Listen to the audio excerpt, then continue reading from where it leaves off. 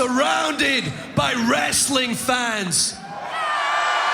Not sports entertainment fans. Professional wrestling fans! Professional wrestling! This is it! This is us standing up!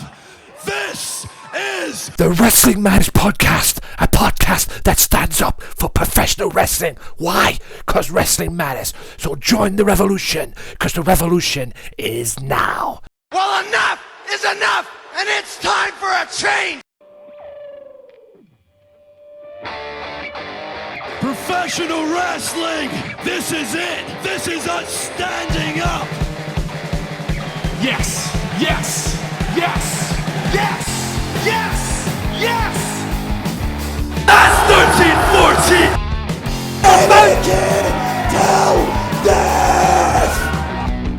Dina, I am the best in the world. Cause that's the bottom line. Cause Stone Cold said so. Yo, ladies and gentlemen, welcome to another installment of the Wrestling Matters Podcast with me, that H, that E, to the A, to that D, your one and only host and creator of the most fun podcast around. That's right, the head Anthony Walker at your service for another installment. Hope you've enjoyed yourself and whatever it is you are doing this week, and hope you've enjoyed the wrestling this week, and also hope you enjoyed last week's podcast, the two respective podcasts, that being the ICW podcast and the new podcast that I'll be doing on Wednesdays now. Starting last week, the one and only Progress Wrestling are on the podcast. Now, I don't know if that Progress Wrestling is going to be a long series like the ICW one is. I don't know, but we'll see how it goes. I may have to trim it down and have a break from it once in a while. I don't know. We'll see how it goes. I said that about ICW, but then again, I'm still doing that to this very day. So, even though I've only done about 10 episodes of it. So, we'll see how it goes. I might have to trim it down and take a break from it. There might be some other stuff and some things that might get in the way from it, but I will still bring you it to the best that I can. And I still bring you this episode, these podcasts, each and every Monday, bringing you the best and only the best in that beautiful world we live in the world that is called professional wrestling. Notice I said professional wrestling and not sports entertainment. Now, on today's show, of course, we're going to talk Ring of Honor. Quite interesting Ring of Honor from what I've looked at. Going back to highlights from a big pay-per-view, but I'll talk about that later on. We'll talk about TNA Wrestling. Bell to Bell was on this week. And, yeah, we have a new TNA World Champion. And not only that, one of the groups have been disbanded. Find out who that is later on. Also, we've got WWE NXT with the Mega Tag Team match leading into July the 4th's live event involving Kevin Owens and Finn Balor, which I'll review next week. And we got SmackDown and we got Raw, as we always do on this show. But I want to kick off this week, ladies and gentlemen, with TNA. That's right, I know I said TNA later on, but that's later on. I want to kick off with TNA this week. I want to kick off with not only just Impact Wrestling, what I'll talk about, I want to kick off with Slammiversary. That's right, last week was Slammiversary. Got the chance to see it on Challenge at 1 o'clock. Thank you for the big shout out to Challenge. You can get that on Sky, you can get that on the local cable service in the UK and everything, and they are very big on wrestling at the moment because they are the channel that brings you WTTV every week, Wrestle Talk Television, and TNA as well, Impact Wrestling, when you watch it over here in the UK. So kudos to them for allowing to put the TNA pay-per-view on live. Maybe they should do that more often. I don't know if TNA is going to be doing that many pay-per-views, but maybe they should do that more often. We shall see. You know, Bound for Glory's in October, hopefully. But I want to go back to Slammiversary this week because it was a very interesting Slammiversary. Various matches as well. Tigre Uno retaining his X Division champion. Good way to kick off the show, which is what they always do anyway. They always, at some point, kick off the show, big pay-per-views with the X Division. James Storm, in what turned out to be his last appearance in TNA, from what I've heard. I'll get to that in a second. Beat Magnus, who also is leaving TNA. Again, more on that later. Also, Davey Richards and Austin Aries went one-on-one in what was a great wrestling match. Keyword wrestling, which set it up for this for the bell-to-bell match, the Iron Man Tag Team match, 30-minute Iron Man Tag Team title match. Winner with the most falls gets to be the Tag Team Champions. I'll talk about that match a little bit later on. But like I said, great wrestling match between the two. In my opinion, that's what in a way stole the show. The Divas match was good. The Knockouts match, the handicap match between the Dollhouse, Tyreen Terrell, against Brooke, Testmarker, Bully Ray's girlfriend, whatever you want to call her, Miss Brooks, Bischoff's old assistant, whatever, and one Awesome Kong. And that actually turned out to be a good match. See, unlike WWE, that was actually good. WWE's having the Divas, but more on WWE later on. Now, what annoyed me, a lot of things annoyed me that match as well, but like I said, it was a good match. All the matches on the card on TNA Slammiversary, I'm trying to rattle my brains on what was going down. All the matches were good, including one main event of the evening, which involved Eric Young, Bobby Roode, Matt Hardy, Drew Galloway, and one Jeff Jarrett. That's right, the chosen one. The King of the Mountain, it participated in his last hurrah with TNA, or last hurrah as a wrestler, came in and participated in King of the Mountain. 5 men competed for the King of the Mountain Championship, probably TNA's new belt now, ladies and gentlemen. We've had the King of the Mountain before, let's make a King of the Mountain Championship. They should have done this a long time ago, to be fair. But they usually had the World Championships matches as the King of the Mountain. I don't know why the world title wasn't on the pay-per-view. Should have been on the pay-per-view, actually, even though Ethan Carter was actually on the pay-per-view, teaming up with Tyrus against Bobby Lashley and Mr. Anderson. But the shocking thing, I actually didn't think it was shocking, to be fair, or shocking that much, because I actually knew it was going to happen. Jeff Jarrett won. Now, my face when the idiot that is Josh Matthews, who, kudos to him, has done an excellent job in TNA since his arrival as the commentator. Kudos to him, he's done a very good job, despite the fact when Taz left and he's had to carry the ball at some points as well, having to deal with Al Snow at times, maybe Mike Tenay here and there, and then now with Pope on the pay-per-view, on the Impact show full-time. Don't know where that leaves Mike Tenay, but hey, so kudos to him. But he acted like a little bit of an idiot after Jeff Jarrett won King of the Mountain, because he was too busy worrying about what the future was going to hold with TNA and the King of the Mountain belt. Was Jeff going to stay in TNA and defend it, or was he going to take it with him to GFW? Because that's what he planned on doing. If you look on the Impact Wrestling YouTube page, TNA's YouTube page, he actually said he might bring it back to GFW and have a tournament for it. At the end of the day, I think he should take it. I think TNA should hang the reins and hang the King of the Mountain thing over to Jeff Jarrett, because at the end of the day, it was his creation. It was his baby. The King of the Mountain, Jeff Jarrett. It was his creation, his match. What an excellent match it was, and what an excellent idea it was too. But apparently, from what I've been told, and from what I've heard, it seems that GFW are going to do a partnership with TNA, which is what they're needed at the moment. So apparently, Dixie Carter and Jeff Jarrett have worked some sort of an arrangement. So I don't know where this is going to go. I don't know what's going to happen, but it seems that, something's going to happen between the two organisations at some point. I don't know how that's going to happen. A few TNA people are probably planning on leaving TNA to join GFW. I don't know where James Storm is going to end up. Maybe he'll go to WWE. I don't know. But my possibility is he wants to join. From what I've heard and what I'm gathering, and the look of it at least, he wants to join GFW. I'll put my money in right now. He's off to join GFW. Austin Aries, who's also left the company, I probably imagine he'll end up back in Ring of Honor, and I would like to see him back in Ring of Honor. But the question is, will he fit in? Because he was awesome. He was phenomenal in Ring of Honor back in the day, in the early days when he had Marilyn Manson's song, Reach Out and Touch Faith. That was phenomenal. Personal Jesus, that's it. I know it would come to me eventually. And he was just phenomenal with that song. He had that look, and it was Generation Next with him, Roderick Strong and Matt Sydal. Hell, if he goes back there could be possibility of a reunion of that, because Matt Sydal is back in Ring of Honor and Roderick Strong's still there, going strong, no pun intended. So I would imagine there's a possible chance he could join Jeff in GFW. I don't know, but looking at it from my view, or looking at it from what I'm seeing, I think there's a possible chance that Ring of Honor will be favourites to bring him back to the roster at least. James Storm will probably, like I say, probably more than likely be favourite to go to GFW, and we all know Magnus is heading for GFW anyway, because he's been booked on some shows, so I would imagine at some point he'll sign a deal with them, depending on how these things turn out and whatever. What will happen, I don't know, but it's very interesting to see where these three go.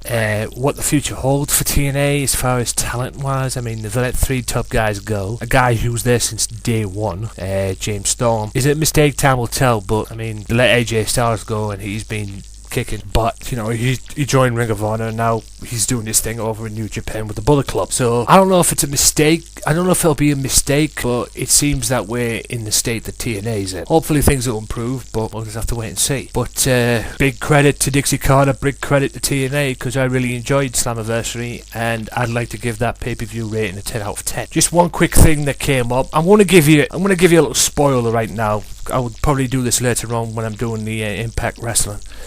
But something bothered me over the week when I looked on the... I checked the Impact Wrestling results, as I do each week. You know, Wednesday night or Thursday night, I always get up the morning after, or if I stay up that night and everything, I always get up and check over the results and find out what happened and everything. I came across the Wolves match with Austin Aries and Bobby Roode. Now, obviously, considering how the things panned out, the Dirty Heels weren't going to win. The Wolves regained their tag titles. And I read a comment on YouTube saying about TNA stop force feeding the Wolves down our throats. Okay? And I hope that idiot's listening to this, because I'm sorry, but the Wolves being force-fed down your throats? What are they, John Cena? Okay? I'll go on record and saying this right now. The Wolves are the best tag team, dare I say, in professional wrestling today. And if not, they are one of them, okay? They are top... If there was a top 5 of the best tag teams in wrestling today, Wolves will definitely be in there. No question about that. Are they the best? That's for you to decide. In my opinion, at the moment, they are the best tag team in the world. No disrespect to the other tag teams in the professional wrestling, but because, you know, the Wolves at times just go from strength to strength. But to that idiot saying that they're that he thinks TNA force feeding them, you're a complete tool, okay? And if you want, I'll leave the video in there and in the descriptions and that, and you can go and check the video out and maybe have your say about it too. But at the end of the day, they're not John Cena. I don't think there's that many tag teams in TNA at the moment. I mean, the top 2 tag teams up until this point at least were Dirty Heels and the Wolves. Hardy Boys are not together at the moment, at least. I think Jeff's out injured, and Matt Hardy's doing his single thing at the moment. I don't know what tag teams they are in TNA at the moment. I know the Bromans have split, with Robbie E fighting Jesse this past Sunday, which was actually a good match as well. Another good match. But at the end of the day, what stands in TNA, they need to get some tag teams and do it quick. Who's going to challenge the Wolves? Who knows? All I know is this: it won't be the Dirty Heels. So Bobby Roode will have to find a new partner, because Austin Aries has now officially left TNA, and you know that leaves a gap open for the tag teams. But you're interested to see what tag team division comes out of all of this. The Slammiversary and this past week's belt to belt in TNA. But I hope it's good, and congratulations to TNA. For putting on a great pay-per-view, I actually enjoyed Slammiversary very much. And for those who didn't enjoy Slammiversary and were disappointed, well, we were watching different shows, because I enjoyed it. Anyway, ladies and gentlemen, that is enough of my view and opinion. And I'm going to take a quick commercial break. I'm going to take a quick time out. Hope you enjoyed that, and I'll be back after this with Raw. So stay tuned.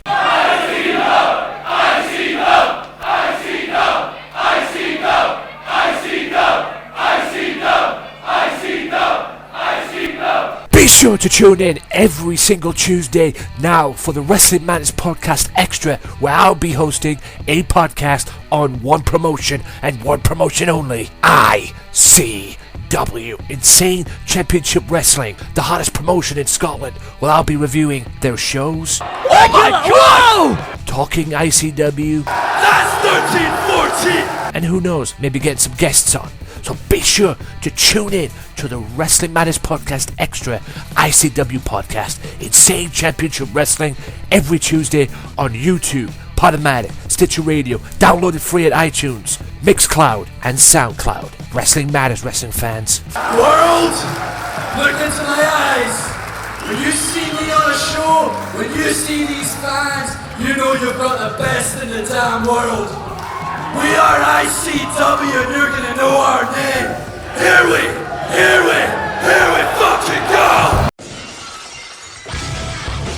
Be sure to listen to the Sunday Segway Wrestling Podcast. What?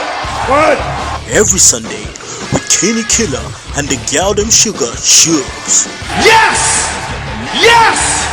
With all the news, views, and laughter that you want. They like jet airplanes. Woo! They like long limousines.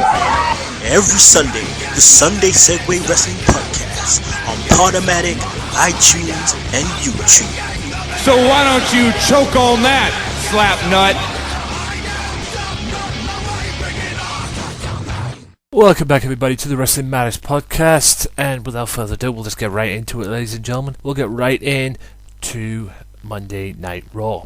And Monday Night Raw kicked off with the WWE Heavyweight Champion Seth Rollins rewarding the Authority, which were Kane, J&J Security. Now, the lesson, as always, is that it pays to being good with the WWE Heavyweight Champion. After the Authority put aside weeks, months of sobbering to reunite and drop Brock Lesnar in Raw's closing moments last week, Kane and J&J Security received their due reward for coming to Seth Rollins' aid. First, the Architects bestrode a trio of brand new Apple Watches on his squad, with a special shout out to Jamie Noble for suffering 3 broken ribs in the course of duty.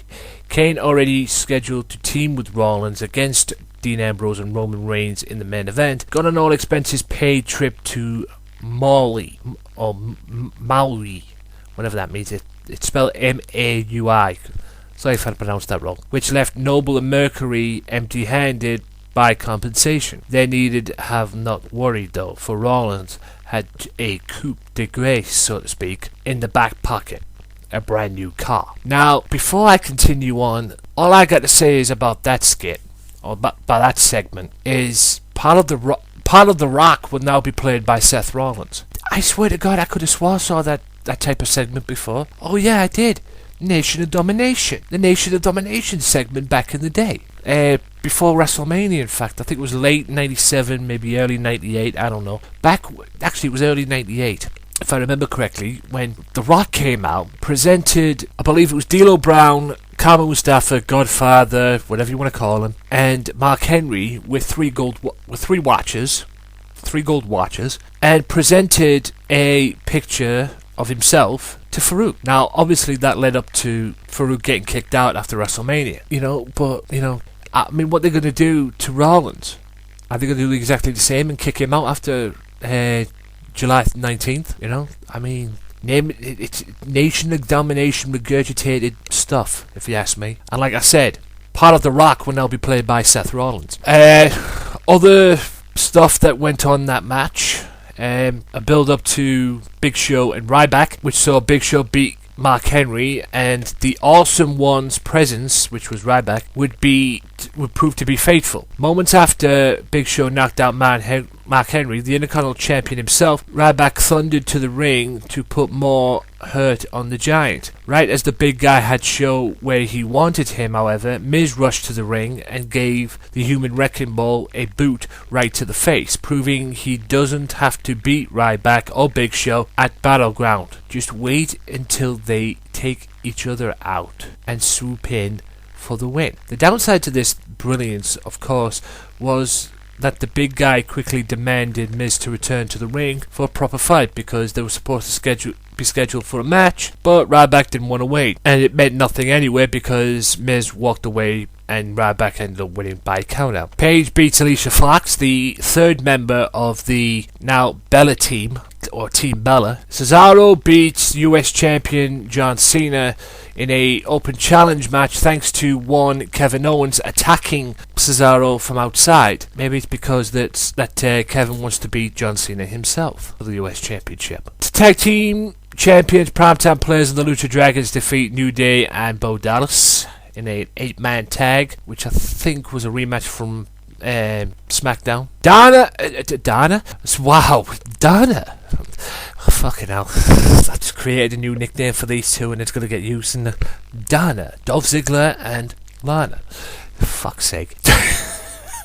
I'm going to pay for that one, I know I am. Dolph Ziggler and Lana went public as a couple. After hours of teasing and rumours, Dolph Ziggler and Lana's big announcement revealed them to be a true blue Facebook official couple. Rusev and Summer Rae weren't about to let the show-off big moment with his new girlfriend go uninterrupted. But even the super athletes assertion that Lana kisses like the ring post and Summer's insults of gold digger and phony were enough to derail the festivities. Lana got the better of Summer with an impromptu catfight, and with Rusev's in no condition to support her, they had no recourse but to beat a hasty retreat from the happy couple. Well, at least we got the truth. Sheamus beats Neville.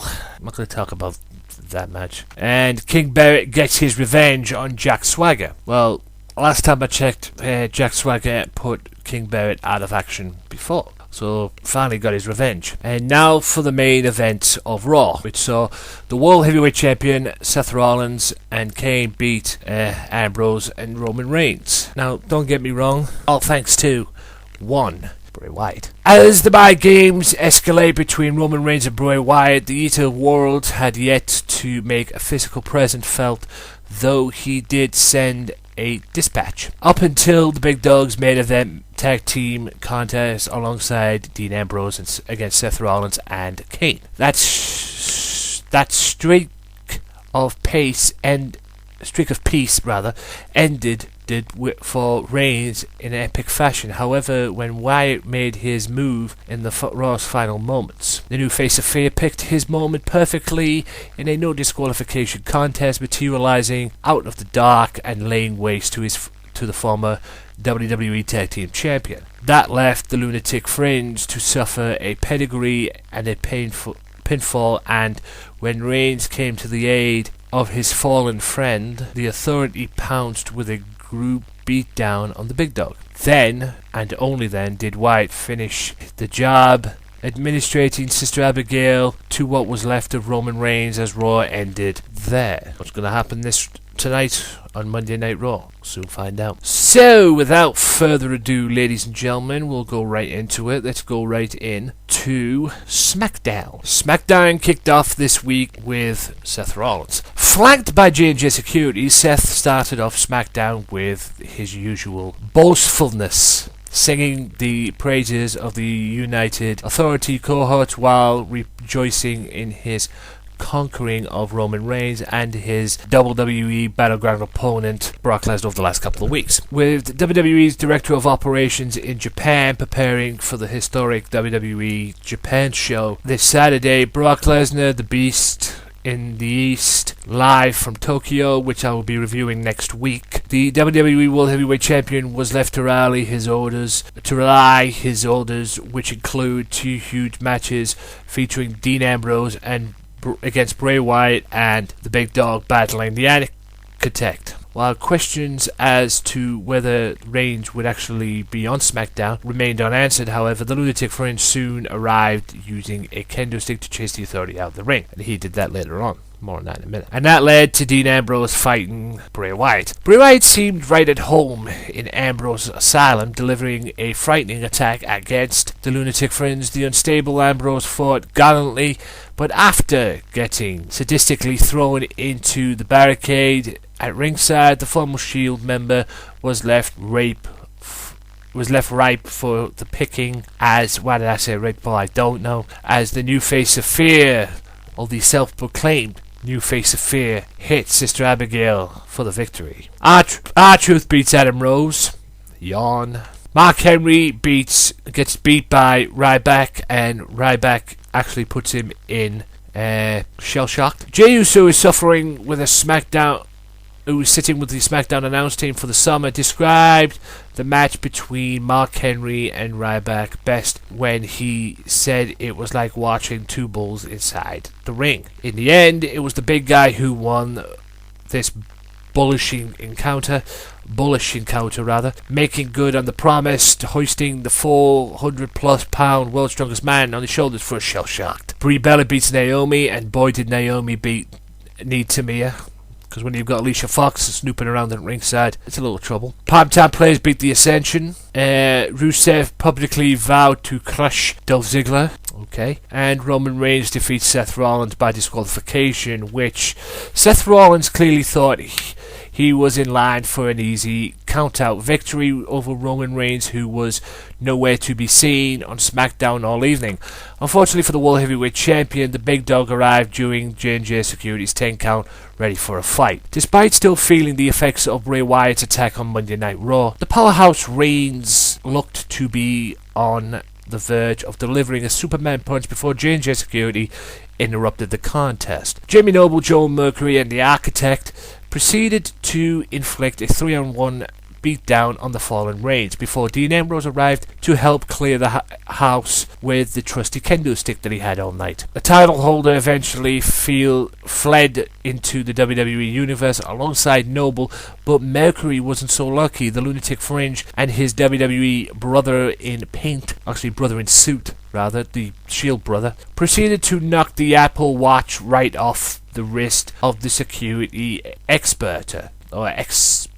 Proceeded to knock the wrist off Jamie Noble. God, the freaking things that come up with on this thing. With some kendo stick strikes and a huge Superman punch spear combo. Like I say, what's going to happen? You're going to have to find out this week, because we're not far off. We're nearly now 2 weeks away from Battleground. Hope you enjoyed that, ladies and gentlemen, and I'll be back right after this with NXT. Stay tuned for new episodes of the Wrestling Matters podcast, as well as other great professional wrestling related content.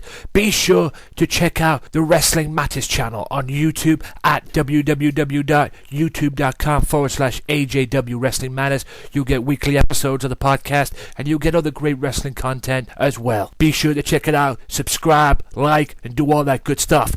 The Wrestling Matters channel, where wrestling matters, on YouTube. Right, my lords, ladies and gentlemen, welcome back to the Wrestling Matters podcast. Now, before I get to the NXT results, which I'm going to do in this segment, I feel the need to talk about Ring of Honor. Now, you expect Ring of Honor review today. Unfortunately, well, for 1 week at least, I can give you what happened on Ring of Honor, because there was no Ring of Honor television this week. It was just basically highlights from, I believe it was Global Wars, or War of Words, there you go.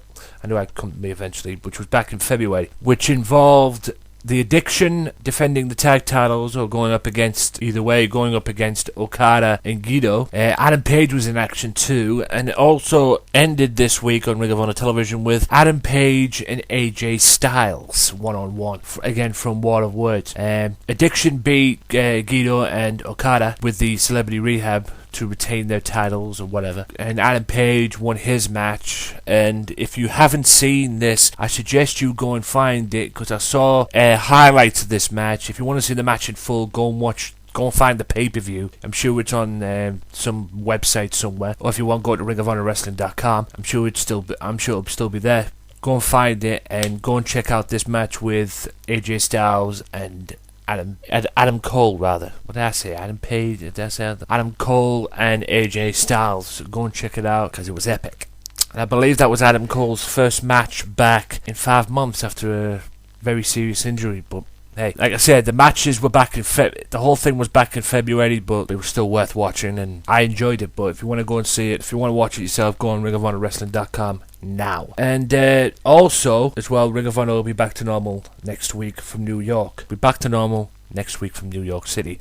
Plus, it'll be the fallout of Jay Lethal winning the Ring of Honor World Championship and becoming the undisputed Ring of Honor World Champion. So, that being said, time to go on to NXT. Now, NXT kicked off this week with the Vaudevillains against Scott Dawson and Dash Wilder. It was a clash of styles as old-timey grapplers Aiden English and Simon Gotch, better known as the Vaudevillains, locked horns with a team that was more than ready to pull the Dukes up. The surely duo of Scott Dawson and Dash Wilder.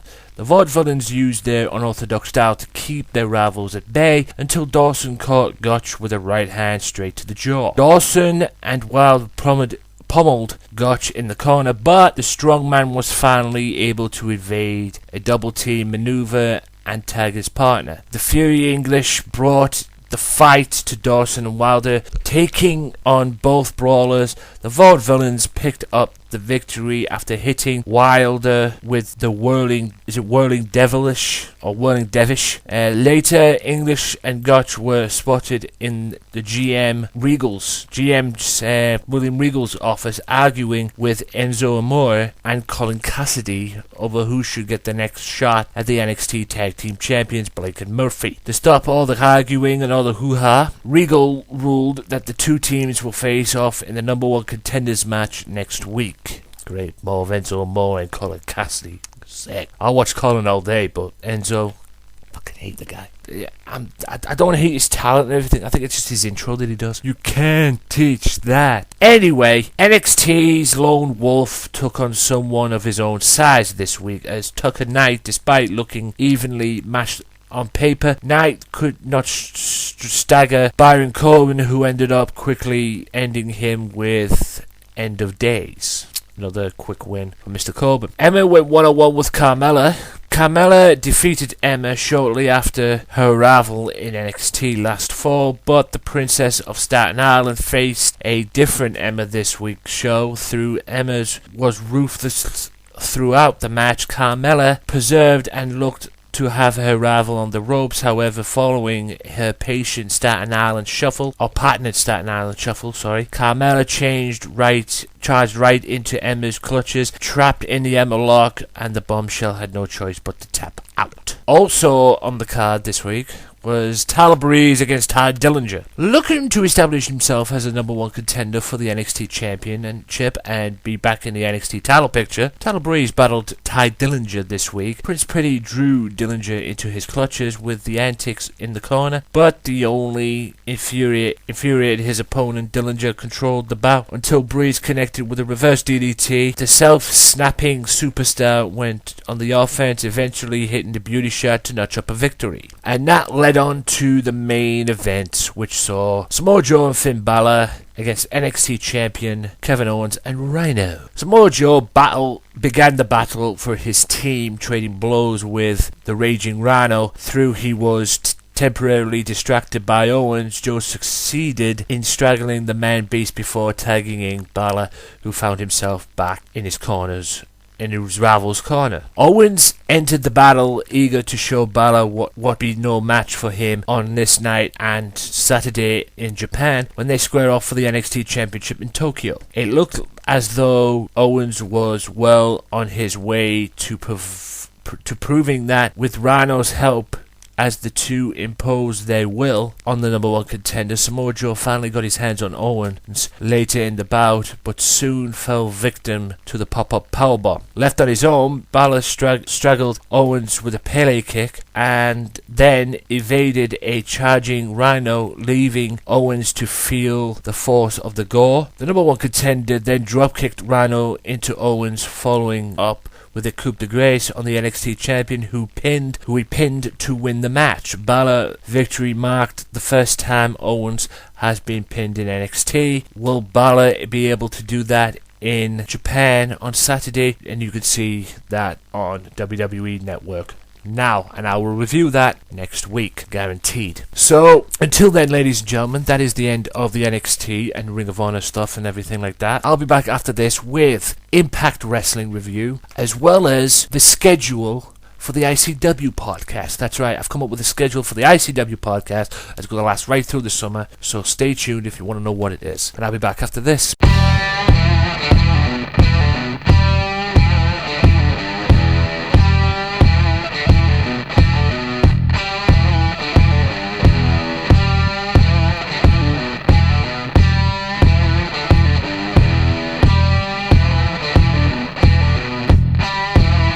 They say this is wrestling, but ladies and gentlemen, this is Progress Wrestling.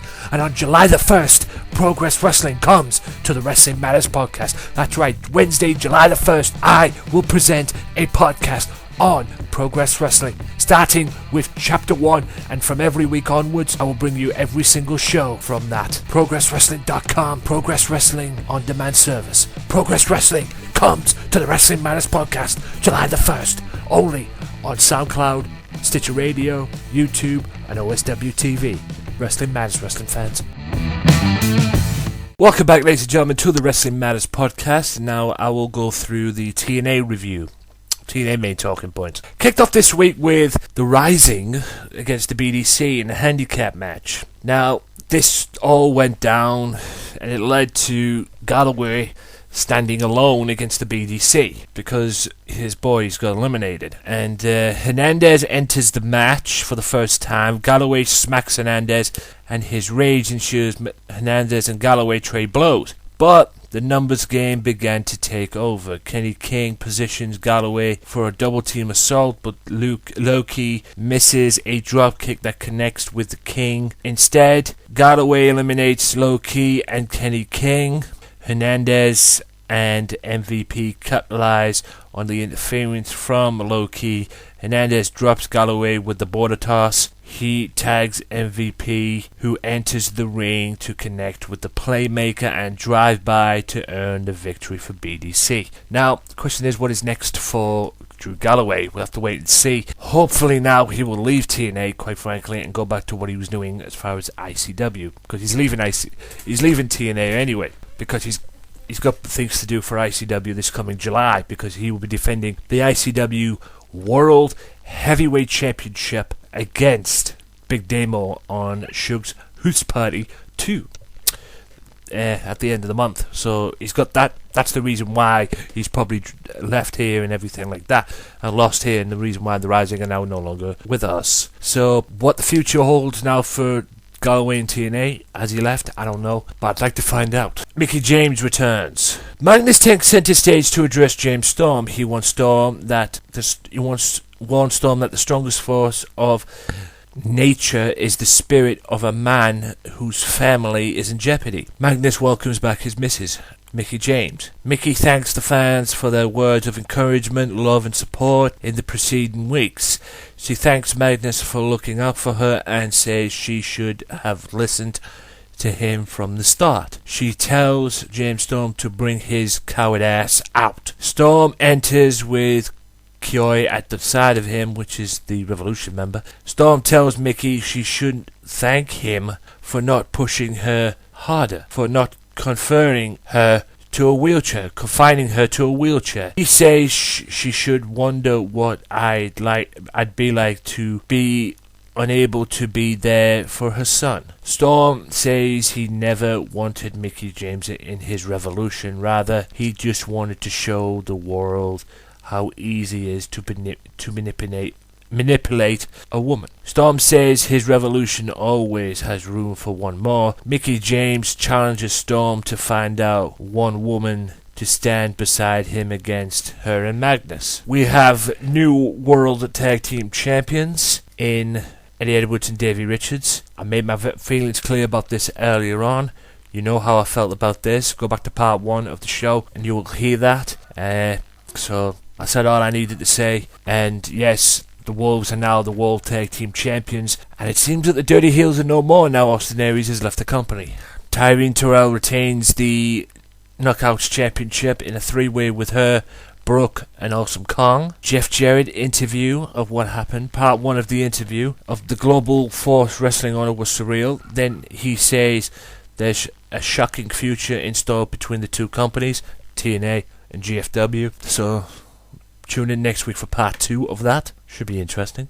And then the main event, which culminated with EC3 again kicks out before 3 of the Angle Slam. Angle locks in a third ankle lock. EC3 rolls through, almost sending Angle into the referee. Angle catches EC3 with a belly-to-belly. This time, EC3 collides with the ref. Tyrus plants Angle, setting up for the 1%er. EC3 makes the cover. Angle just kicks out. EC3 looks on in disbelief. Tyrus grabs a chair. He is ejected from ringside. EC3 disbelief lingers. EC3 attempts the 1%er. Angle rolls through, counters with a roll through of his own, but Angle turns it into an ankle lock. EC3 crawls towards the ropes. Angle sits clutching in his submission hold. Angle stalks EC3 with an angle slam. EC3 rolls through with a roll up for the 3 count. Ethan Carter III is the new TNA World Heavyweight Champion, boosting a 620-plus day undefeated streak. The reign of Carter has begun. Now, the only reason that has happened, ladies and gentlemen, is because Angle's out to have surgery on the neck. That was well documented on the dirt sheets. So, he'll be back to get his rematch, I'm sure. Will he get the belt back? I don't know. But it seems there'll be an Angle and Ethan Carter III rematch at some point. But it'll have to be after the surgery. So, with that being said, ladies and gentlemen, that is the end of the TNA Made Talking Points. And I will be back right after this with the schedule for the ICW podcast, like I promised to tell you. Plus a few shout-outs, so stay tuned. ICW! ICW!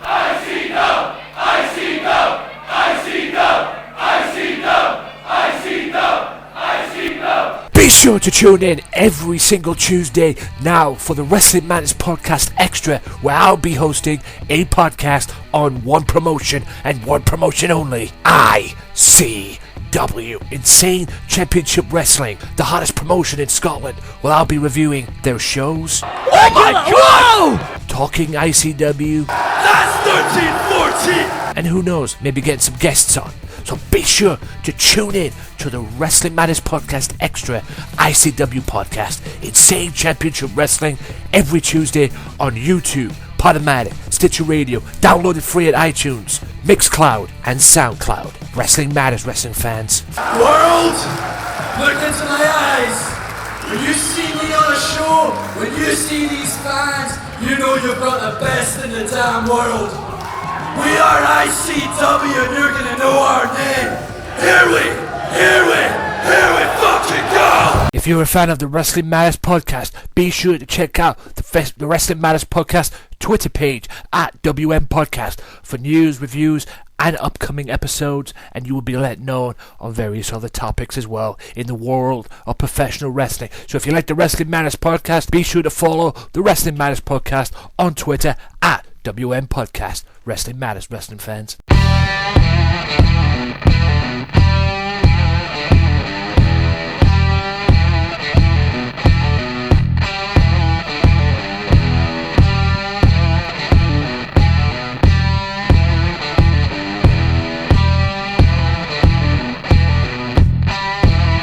They say this is wrestling, but ladies and gentlemen, this is Progress Wrestling. And on July the 1st, Progress Wrestling comes to the Wrestling Matters Podcast. That's right, Wednesday, July the 1st, I will present a podcast on Progress Wrestling, starting with Chapter 1, and from every week onwards, I will bring you every single show from that. ProgressWrestling.com, Progress Wrestling On Demand Service. Progress Wrestling comes to the Wrestling Matters Podcast, July the 1st, only on SoundCloud, Stitcher Radio, YouTube, and OSW TV. Wrestling Matters, wrestling fans.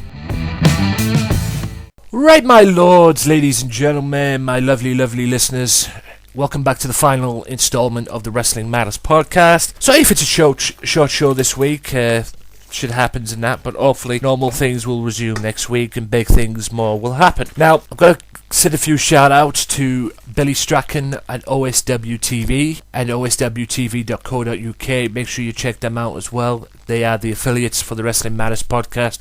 Much love to you guys. Also, RPFW on Twitter. Check them out.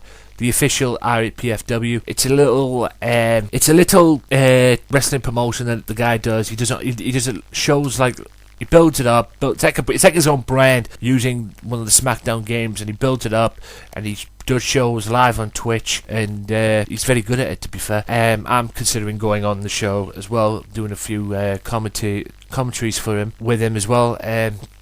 Be a cool concept, cool vibe. I don't know if that's going to work though. We'll wait and see, but make sure you check him out, because he's been a very big help towards my website that I'm trying to build or rebuild for you guys. Now, also, be sure to check out the facebook.com/WM podcast, and be sure to check out facebook.com/OSWTV as well. I am now the admin for OSWTV thanks to Billy Strachan, and now Billy is now the admin for my Wrestling Matters podcast, and all we're doing, guys, is making them two pages grow to the best that they can. So be sure to check them both out and give them some love. TWT are coming as well. I've had some news this week, not a lot of news, but apparently they've had to do some reshuffling towards their show, but they're still coming. They're still coming in on Halloween night, back end of October. I'm dying to get in touch with them to find out what the hell's going on and where they're going to be going and whatnot. So I'm working on that to the best that I can. And as for the ICW schedule, now, ICW podcast this week, starting this week at least. Tomorrow you will get the Fringe Night 1 show, tomorrow. The week after, you will get Night 2. The week after that, Night 2 will be on the 14th of July. So the 14th of July, you will get Night 2. The 21st of July, you will get the very first Shugs Hoose Party 1. That's right, the number 1 Shugs Hoose Party. You will get that on the 21st. The 28th, you will get the third night of the Fringe the 4-week Fringe show. On the 4th of August, you will get the 4th night. And on the 11th of August, you will get Dave's Not Here Man. That's right. Dave's Not Here Man will be reviewed on the 11th of August. So be sure to check all that out. And then after that, things will happen. Also, you also know, guys, Fear and Loathing month is in November. And that starts on November 3rd. Fear and Loathing month on the ICW podcast will start Tuesday, November 3rd. So that means a whole 4 weeks from the 3rd to the 24th, 3rd, 10th, 17th, 24th, you will get Fear and Loathing shows on that month. I will probably do 2 shows first. I will probably, if possible, do the Fear and Loathing that takes place on November 15th on this, maybe on the 24th. I will review that on the 24th, and I'll do another show of Fear and Loathing on that. I'll do last year's Fear and Loathing, in fact, on the 10th, and I'll do another Fear and Loathing show on the 17th, and then on the 24th, I'll end the Fear and Loathing month with the actual show from November 15th. So, or if I can, I might make it on the 17th. I don't know, but either way, ICW podcast Fear and Loathing month in November. So that means nothing but Fear and Loathing month. So that means 4 weeks of Fear and Loathing reviews. So hopefully you'll be looking forward to that. But until then, ladies and gentlemen, that is the end of this episode of the ICW podcast, of the Wrestling Matters podcast. Sorry, I've got ICW on my mind now. Be sure to check out the ICW podcast tomorrow. Be sure to check out the Progress Wrestling Chapter 2 podcast on Wednesday. And until then, ladies and gentlemen, my name is Anthony Walker. Thank you so much for listening. I love you all. Be sure to check out SoundCloud, Twitter, Facebook, for all the Wrestling Matters podcast information and whatnot. And until then, peace! Well, enough is enough, and it's time for a change! Professional wrestling! This is it! This is us standing up! Yes, yes, yes, yes, yes, yes! That's 13-14!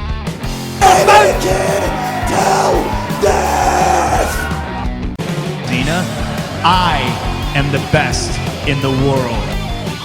Cause that's the bottom line. Cause Stone Cold Simpson.